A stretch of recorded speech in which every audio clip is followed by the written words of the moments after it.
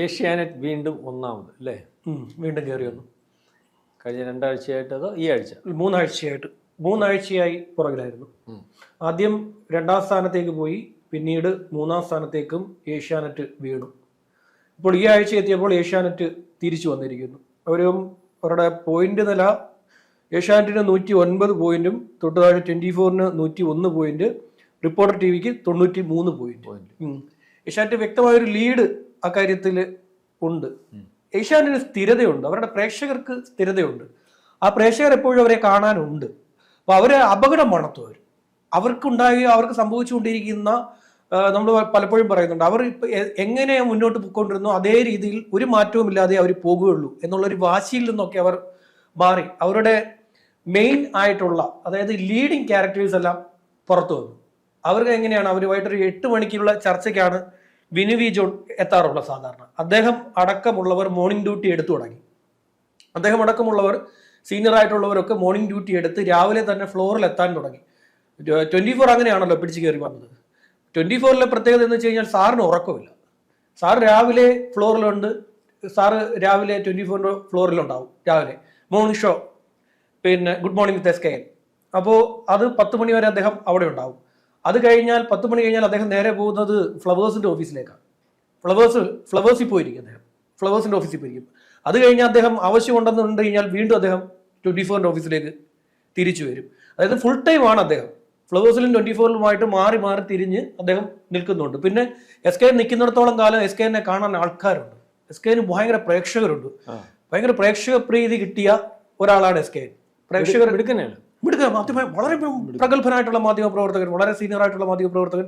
അത് മാത്രമല്ല, നമുക്ക് ഒരു മാതൃകയാക്കാൻ പറ്റിയ, വളരെ മാതൃകയാക്കാൻ പറ്റുന്ന ഒരു മാധ്യമ പ്രവർത്തകൻ. എനിക്ക് ഏറ്റവും ഇഷ്ടപ്പെട്ട എനർജിയാണ്, ഭയങ്കര എനർജി കൊണ്ടുവന്നേ. ഓട്ടത്തിലാണ് സാധനം. അതെ അതെ, പുള്ളിയുടെ എനർജിയിൽ ആ സാധനം മൊത്തം ഓടുന്നത്. അതെ അതെ അതെ. വേറെ കാര്യം കണ്ടായിരുന്നു ഇതിനകത്ത്.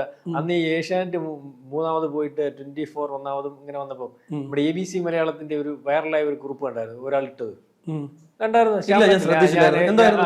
അതിനകത്ത് അത് വൈറലായി, ഭയങ്കരമായിട്ട് വൈറലായി.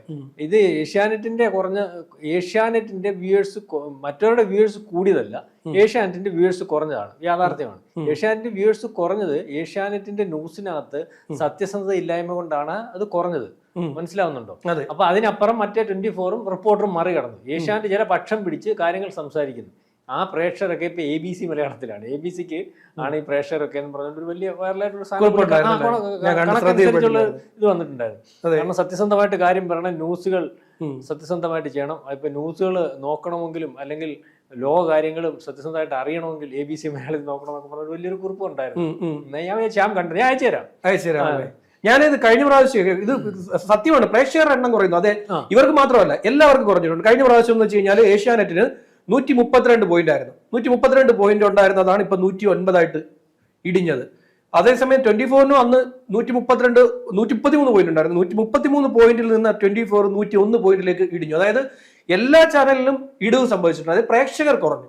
പ്രേക്ഷകർക്ക് വാർത്ത കാണാൻ താല്പര്യമില്ലാത്ത ഒരാഴ്ചയാണ് കടന്നുപോയെന്നാണ് ഈ ബാർക്ക് ഈ ബാർക്കിന്റെ റേറ്റിംഗ് നോക്കുമ്പോഴത്തേക്ക് നമുക്ക് മനസ്സിലാകുന്നത്. അതിനകത്ത് വളരെ വ്യക്തമാണ്. കഴിഞ്ഞ പ്രാവശ്യത്തേക്കാൾ എല്ലാ ചാനലിലും ഇടിഞ്ഞിട്ടുണ്ട്.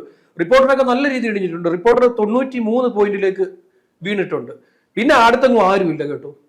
അത് കഴിഞ്ഞാൽ പിന്നെ ഉള്ളത് മനോരമ ന്യൂസാണ്. മനോരമ ന്യൂസിന് ആകെ 53 പോയിന്റേ ഉള്ളൂ. മാതൃഭൂമി 53 പോയിന്റ് ഉള്ളൂ. മാതൃഭൂമിക്ക് 42 പോയിന്റ്. അത് കഴിഞ്ഞാൽ പിന്നെ നല്ല താഴെയാണ് കിടക്കുന്നത്. പിന്നെ ജനൻ TV ആണ്, അത് 22 point. Kairali TV 20 point. News 18 17.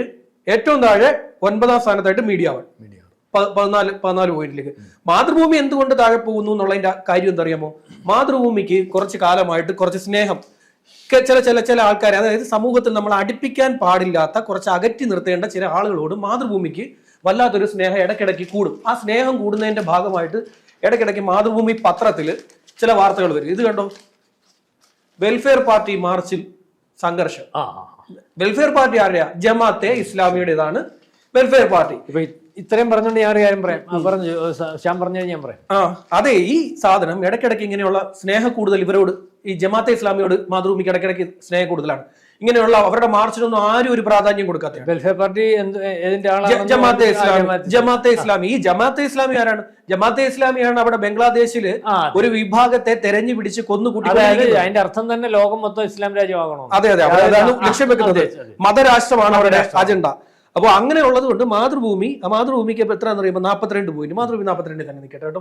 Mathrubhumi അവിടെ നമുക്ക് അതിൽ വലിയ ആകാംക്ഷയൊന്നുമില്ല. മാതൃഭൂമി 42 പോയിന്റ്, ഒരു പ്രധാനപ്പെട്ട ഒരു പ്രമുഖ പത്രത്തിൽ തുടങ്ങിയിരിക്കുന്ന ചാനൽ 42 പോയിന്റിൽ കിടക്കുകയാണല്ലോ എന്നുള്ള ആവലാതി നമുക്കില്ല. കാരണം ഇങ്ങനെയുള്ള ചില കാര്യങ്ങൾ മാതൃഭൂമി കാട്ടിക്കൂട്ടുന്നുണ്ടല്ലോ, അതൊക്കെ നമ്മൾ മനസ്സിലാക്കുകയും ചെയ്യുന്നുണ്ട്. അപ്പൊ ഏഷ്യാനെറ്റിന് ഇപ്പൊ സംഭവിച്ചുകൊണ്ടിരിക്കുന്നത് എല്ലാ പോയിന്റും ഇടിഞ്ഞു, എല്ലാവർക്കും ഇടിഞ്ഞു. പിന്നെ ഏഷ്യാനെറ്റ് 109 തന്നെ നിൽക്കുന്നു. പക്ഷേ 24 അതിലും താഴെ പോയി. 24 അങ്ങനെ താഴെ പോകുമ്പോൾ ഉണ്ടാകുന്ന സാധനം എന്ന് പറഞ്ഞു കഴിഞ്ഞാൽ, ഈ വാർത്ത കാണാൻ താല്പര്യമില്ലാത്ത ആഴ്ച എന്ന് പറയുമ്പോൾ ഇപ്പൊ വന്നിരിക്കുന്ന വാർത്ത ഏതാണ്? ഒന്ന് PV Anwar, Hema committee report ഒന്നും കേൾക്കാൻ, അതിൽ അശ്ലീല ചുവയുള്ള അതിന് പിന്നാലെ വരുന്ന അശ്ലീല ചുവയുള്ള കഥകൾ കേൾക്കാനും കാണാനും ആളുകൾക്ക് താല്പര്യം. അത് അത്രയ്ക്ക് വെറുത്തു. ഇനി കേൾക്കണ്ട, അല്ലെങ്കിൽ ഇതെന്ത് ഇത്തരത്തിലാണല്ലോ ഇത് എന്ന് വെച്ചാൽ അതെടുത്ത് വെച്ച് വാർത്തയാക്കുക. അതിന്റെ ആരോപണ വിധേയരായിട്ടുള്ളവരെ സ്റ്റുഡിയോയിൽ കൊണ്ടുവന്ന് ഇരുന്ന് ചർച്ച ചെയ്യിക്കുക.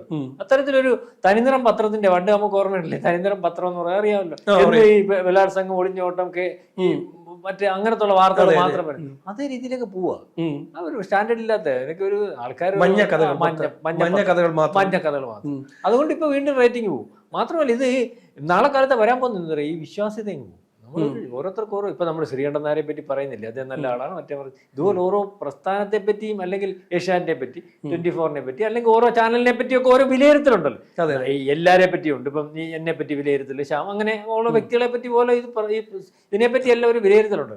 അതിൽ നിന്ന് അത് പോയി കഴിഞ്ഞാൽ പിന്നെ വീണ്ടെടുക്കാൻ വലിയ പാടാണ്. ഏഷ്യാനെറ്റിന് ആധികാരികത ഉള്ളത് കൊണ്ടാണ് ഏഷ്യാനെറ്റ് വീണ്ടും പിടിച്ചു നിൽക്കുന്നത്. ഇപ്പോഴും പിടിച്ചു നിൽക്കുന്നത് അതുകൊണ്ടാണ്. കാരണം എന്താ വെച്ചാൽ മറ്റു ചാനലുകളിൽ ഒരു വാർത്ത കണ്ടാലും നമ്മൾ മലയാളികളിൽ ഭൂരിഭാഗം പേരും എന്ത് ചെയ്യുന്ന വെച്ചാൽ ആ വാർത്ത ഉറപ്പിക്കുന്നത് ഏഷ്യാനെറ്റിൽ വന്നിട്ടുണ്ടോ എന്ന് പോയി നോക്കും. നമ്മൾ ഒന്നെങ്കിലും ഒരു ഘട്ടമെങ്കിലും ദിവസത്തിൽ നമ്മൾ മലയാളികൾ ഒരു തവണയെങ്കിലും ഏഷ്യാനെറ്റിലൂടെ TV ഓണാക്കുന്ന മലയാളി ഒരു തവണയെങ്കിലും ഏഷ്യാനെറ്റിലൂടെ കടന്നു പോയിരിക്കും. ഏഷ്യാനെറ്റ് ഒരു ദിവസം ഒരു നേരമെങ്കിലും ഏഷ്യാനെറ്റ് വെച്ചിരിക്കും നമ്മൾ. കാരണം ഇപ്പോഴത്തെ അവസ്ഥയിൽ ഏഷ്യാനെറ്റ് ഈ രീതി പോയാൽ ഏഷ്യാനെറ്റിന് വിശ്വാസം നഷ്ടപ്പെടും. ഏഷ്യാനെറ്റ് ചില ഭാഗമായിട്ട് സംസാരിക്കുന്ന രീതിയൊക്കെ ഉണ്ട് കാലങ്ങളായിട്ട്. അല്ല, ശ്രദ്ധിച്ചാൽ മതി. അപ്പൊ ചില ഭാഗത്തിന്റെ അപ്പം അത് ആൾക്കാർ കുറെ നാൾ കഴിയുമ്പം ആ ആൾക്കാരുടെ വിശ്വാസ്യത ഈ രീതിയിൽ ഈ എല്ലാം ചെക്ക് ചെയ്യുമല്ലോ, ഈ രീതിയിൽ വ്യാജ വാർത്തകളാണ് അല്ലെങ്കിൽ ചില ഭാഗങ്ങൾ പിടിക്കുന്നു എന്ന് കൃത്യമായിട്ട് തോന്നിക്കഴിഞ്ഞാൽ ഏഷ്യാനെറ്റ് വിശ്വാസത്തെ നഷ്ടപ്പെട്ടു. ഇപ്പൊ മാതൃഭൂമിയുടെ പോയില്ലേ, മാതൃഭൂമി പത്രത്തിന്റെ വിശ്വാസത എത്ര കൊല്ലം കൊണ്ടാ പോയ? ഒരു 4 കൊല്ലം കൊണ്ട് പോയ പോക്കാം. മീശ നോവൽ വന്നു. മീശ നോവൽ അവരുടേതല്ല എന്നുള്ള കാര്യം വന്നു. അവര് പറഞ്ഞു അവരുടേതല്ല, അതൊരു എഴുത്തുകാരന്റെ സൃഷ്ടി പറഞ്ഞിട്ട് കാര്യമുണ്ട്. അവരുടെ എഴുത്തുകാരന്റെ മെയിൻ ഇതിനകത്ത് എഴുത്തുകാരന്റെ സൃഷ്ടിയാണ്. പക്ഷെ ഇത്രയും പ്രാധാന്യം കൊടുത്ത സാധനം കൊടുത്തതിന് അതെ നമുക്കറിയാലോ പത്രത്തിന്റെ എഡിറ്റോറിയൽ ബോർഡിനെയൊക്കെ പത്രത്തിന്റെ താല്പര്യത്തിനനുസരിച്ചും ആ പത്രത്തിന് ദോഷം വരുന്ന രീതിയിൽ ഒരു ഇതും അങ്ങനെ കൊടുക്കാറൊന്നുമില്ല. ശരിയല്ലേ? അറിയാമല്ലോ. ഞാനിങ്ങനെ ആലോചിച്ചത് ഈ വെൽഫെയർ പാർട്ടിയുടെ മാർച്ച് എന്നൊക്കെ പറഞ്ഞിട്ട് ഫോട്ടോ എടുത്തിട്ടേക്കുമ്പോഴേ ഈ മാർച്ച് ഞാൻ പലപ്പോഴും ശ്രദ്ധിച്ചിട്ടുള്ള ഒരു കാര്യം, ഒരു മീഡിയ അവിടെ കാണാറില്ല. അവരുടെ ക്യാമറ അല്ലാതെ വേറൊരു മീഡിയയും ഈ സാധനം പോയി എടുക്കാറില്ല, അത് കൊടുക്കാറുമില്ല. അങ്ങനെ കൊടുക്കേണ്ട കാര്യമില്ല. കാരണം അവരുടെ ആത്യന്തികമായ അവരുടെ നയം ചെയ്യില്ല. റിപ്പോർട്ടർ ചാനലിന്റെ ഇതുപോലെ SDP-യുടെ ഒരു പ്രകടനവും പൊതുസമ്മേളനത്തിലൂടെ കോഴിക്കോട്ട് പിടിച്ചിട്ട് അവസാനം NIA-ക്കാർ വന്ന് അന്വേഷിച്ചിട്ട് രക്ഷപ്പെട്ട എങ്ങനെയാണെന്നറിയോ? അറിയാമല്ലോ, അന്ന് ഇത് വിറ്റിട്ടില്ലായിരുന്നു. നികേഷ് കുമാർ ആയിരുന്നു. നികേഷ് കുമാർ പിന്നെ ഒരു കാര്യം ചെയ്യും, നികേഷ് കുമാറിന് അന്ന് ഇത് കൊണ്ടു നടക്കാൻ മാർഗമില്ല, കാരണം അത്രയും പരിചയമില്ല. നികേഷ് കുമാർ അതിന്റെ മണ്ടയ്ക്ക് നമ്മൾ ഈ കൊടുക്കത്തില്ലേ ഈ പൈസ മേടിച്ചോണ്ട് വാർത്ത കൊടുക്കുന്നതിന്, അതിന്റെ അയാൾ പൈസ മേടിച്ചിട്ട് തന്നെ ചെയ്തത്. ഞാൻ വാർത്ത കൊടുക്കാം, എനിക്കത് പെയ്ഡ് എഴുതി കാണിക്കുന്നുണ്ടായിരുന്നു. അങ്ങനെ രക്ഷപ്പെട്ട്. അല്ലെങ്കിൽ ഈ വാർത്ത വന്ന പെയ്ഡ് ന്യൂസ് ആയിരുന്നു. ആ വാർത്തയില് മറ്റേ അവരെ പിടിച്ചോണ്ട് പോയ സമയത്തെ വലിയ വിവാദമായില്ല. അപ്പൊ ഇവരെന്ത് താല്പര്യം എടുത്തെന്ന് പറഞ്ഞിട്ട് അന്വേഷിച്ചു വന്നു. അപ്പം സ്പോൺസേർഡ് പ്രോഗ്രാം അതിനത്രയും നടത്തിന് ഇത്ര ലക്ഷം രൂപ അങ്ങനെയായിരുന്നു. അതെ അതെ. ഇതിപ്പോ മലയാളികൾ എന്ന് പറഞ്ഞാല് ഈ മലയാളികൾ ഇപ്പോൾ ഈ ഹേമ കമ്മിറ്റി റിപ്പോർട്ട് ഈ ബാർക്ക് കാണുമ്പോൾ നമുക്ക് മനസ്സിലാവുന്ന ഒരു സാധനം, ഹേമ കമ്മിറ്റി ഒന്നും കേൾക്കാൻ ഈ ആൾക്കാർക്ക് താല്പര്യമില്ല. ബാർക്ക് നമ്മൾ മനസ്സിലാക്കിയിരിക്കേണ്ട ഒരു സാധനമാണ്. ഹേമ കമ്മിറ്റിയിലെ ഈ പറയുന്ന അശ്ലീലം പിടിച്ച ചില കാര്യങ്ങൾ കേൾക്കുന്നതിൽ മലയാളി കുടുംബമായിട്ട് ജീവിക്കുന്ന മലയാളികൾക്ക് താല്പര്യം കുറഞ്ഞിരിക്കുന്നു. അതുകൊണ്ടാണ് എല്ലാ ചാനലിലെയും ഇടിഞ്ഞിരിക്കുന്നത്. ഈ ആഴ്ചയിൽ എന്താണ്, ഈ ആഴ്ച ഹേമ കമ്മിറ്റി അണഞ്ഞിട്ടുണ്ട്. ഈ ആഴ്ച പ്രശ്നക്കാരൻ PV Anwar. PVN പറഞ്ഞ ഇനി എത്ര പേര് കാണുന്നുണ്ടെന്നുള്ളത് കാച്ചിട്ടുണ്ട്. PVN ഈ ആഴ്ചയോടുകൂടി നമ്മൾ ചർച്ച ചെയ്തല്ലോ കോമഡി സ്റ്റാർ കോമഡി സ്കിറ്റിന്റെ ഭാഗമാണ്. PVN പറഞ്ഞ ഇനി എത്ര പേര് കാണുന്നുണ്ടെന്ന് ഈ ആഴ്ച കണ്ടാലറിയാം. പിന്നെ ഈ ഏഷ്യാനെറ്റ് എന്തൊക്കെയാണെങ്കിലും ഈ ഏഷ്യാനെറ്റ് പിടിച്ചു നിൽക്കാൻ ഏഷ്യാനെറ്റിന് പറ്റും കേട്ടോ. അവരുടെ പിന്നെ ലൈബ്രറി അത്ര സ്ട്രോങ് ആണ്. വർഷങ്ങൾക്ക് മുമ്പുള്ള ദൃശ്യങ്ങൾ വരെ മാറ്റി കുറയാതെ അവർ സൂക്ഷിച്ചിട്ടുണ്ട്. ഒന്നും വേണ്ട, അവധി ഒരു പ്രോഗ്രാമും വേണ്ട.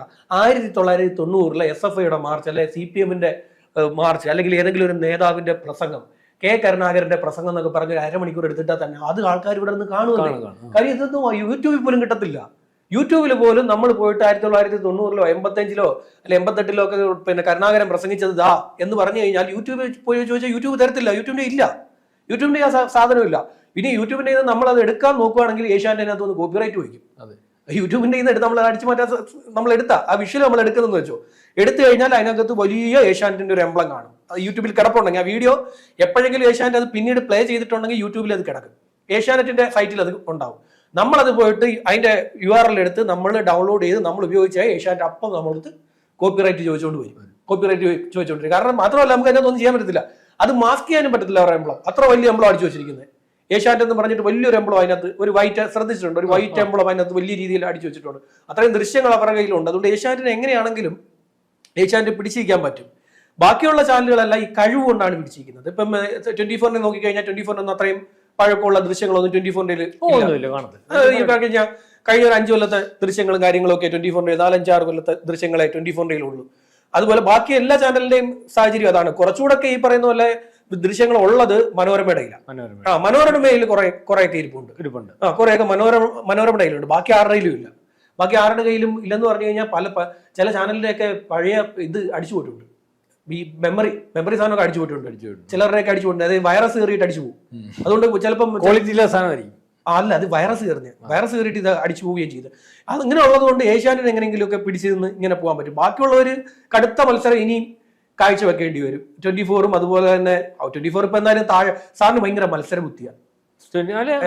എസ്കേന് ഭയങ്കര മത്സര ബുദ്ധിയാണ്. എസ്കേൻ ഇപ്പൊ ഇത് താഴെ വന്നതുകൊണ്ട് എസ്കേൻ എങ്ങനെ മത്സരിക്കും?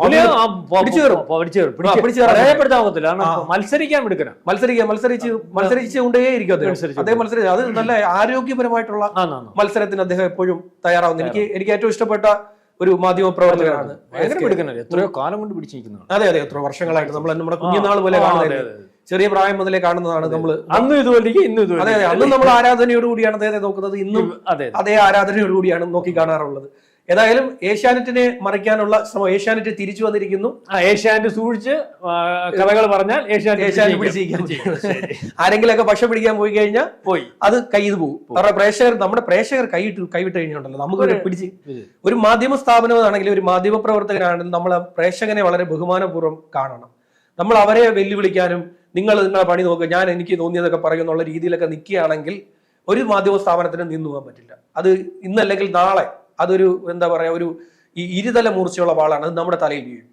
ശരി.